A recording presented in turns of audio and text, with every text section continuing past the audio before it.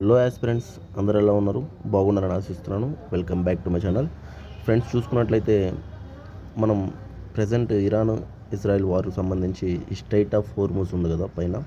So ఇది న్యూస్లో ఉందండి, స్ట్రైట్ ఆఫ్ హోర్ముజ్ సంబంధించి. సో ఇది పర్షియన్ గల్ఫ్ ఆఫ్ ఒమాన్ మధ్యలో ఉంటుందన్నమాట. మనకి అలాగే బబుల్ మందాబ్ స్ట్రైట్ కూడా దాని కిందే ఉంటుందన్నమాట. సో ఈ రెండు వెరీ వెరీ ఇంపార్టెంట్ మనకి దగ్గరలో ఉండేవి. అలాగే మనకి ఇప్పుడు ఇజ్రాయిల్ ఇరాన్ వార్ వల్ల మన ఆయిల్ ప్రైజెస్ ఇంపాక్ట్ కూడా పడుతుందని చెప్పేసి మనకి న్యూస్ ఉంది. అలాగే అమెరికా రోల్ చూసుకున్నట్లయితే ఇండియా పాకిస్తాన్ యుద్ధం ఆపడానికి అమెరికా రోల్ యూజ్ చేసాం. అలాగే ఇప్పుడు ఇక్కడ అమెరికా రోల్ అనేది కనిపిస్తుంది. సో దాని మీద ప్రత్యేకంగా ఫోకస్ పెట్టాలి మీరు, యునైటెడ్ స్టేట్స్ ఆఫ్ అమెరికా యొక్క రోల్ ఏంటి అని. సో నేను కొత్తగా రీస్టార్ట్ చేస్తున్నాను అండి జర్నీ. డే 1 అనమాట. నేను యూపీఎస్సీకి ప్రిపేర్ అవుతున్నాను.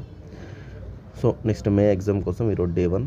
సో ఈరోజు నా యొక్క ఆలోచనలు ఇవన్నీ నేను మీకు ఫస్ట్ షేర్ చేద్దామని చెప్తున్నాను. సో ఎవ్రీడే నేను ఒక వీడియో చేయడం జరుగుతుంది.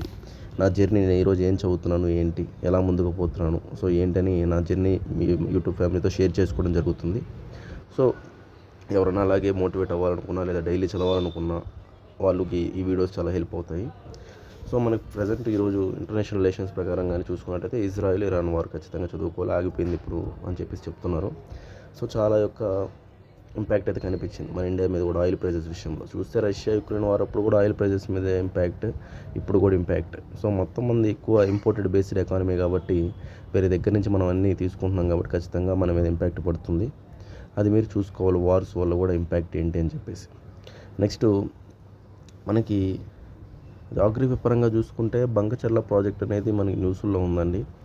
దాని మీద తెలంగాణ ఆంధ్రప్రదేశ్ కొంచెం వివాదం జరుగుతుంది. దాని మీద పరిష్కారం కోసం సొల్యూషన్స్ చూస్తున్నారు. సో అది కూడా జాగ్రఫీ పరంగా చూసుకోవాలి మీరు.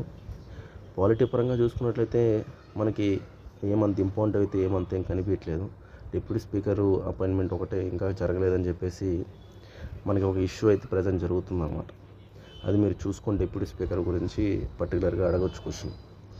తర్వాత మనకి మెయిన్గా ఎకానమీ మీద కొంచెం ఆర్బీఐ రీసెంట్గా 5 బేసిస్ పాయింట్స్ తగ్గించడం, ఈ యొక్క రెపో రేట్స్ వాటికి సంబంధించి కూడా న్యూస్లో ఉంది. సో ఎకానమీ కూడా మీరు చూసుకోండి, ఓకేనా. సో అలాగే డైలీ కొన్ని మీకు చెప్తూ ఉంటాను ఏం చదువుతున్నాను ఏంటి అని చెప్పేసి.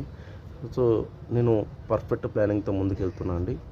ఎవరికైనా ఈ యొక్క డైలీ ఈ యొక్క స్టడీకి సంబంధించి వీడియోస్ మోటివేట్ కావాలనుకుంటే లైక్ చేయండి. దాన్ని బట్టి నాకు అర్థమవుతుంది ఎంతమంది నన్ను ఫాలో అవుతున్నారు ఏంటి. సో వాళ్ళ కోసం నేను ఎంత చేయాలి ఏంటి నాకు ఒక పర్ఫెక్ట్ ఐడియా వస్తుంది అనమాట.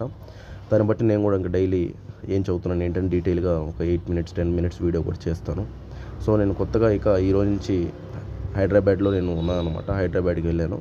హైదరాబాద్లో రూమ్ తీసుకొని ఈ రోజు నుంచి ప్రిపేర్ అవుతున్నాను అనమాట. సో నా యొక్క చాలామంది కూడా నన్ను ఫాలో అయ్యే వాళ్ళు ఉంటారు, సబ్స్క్రైబర్స్. సో ఏం చేస్తున్నాను ఏంటి అని చెప్పేసి వాళ్ళందరికీ నేను ఒక స్ఫూర్తిగా మోటివేషన్గా ఉండాలని నేను ఎప్పుడు అనుకుంటూనే ఉంటాను. సో దాని తగ్గట్టు నేను ఈ వీడియోస్ చేస్తున్నాను, ఓకేనా.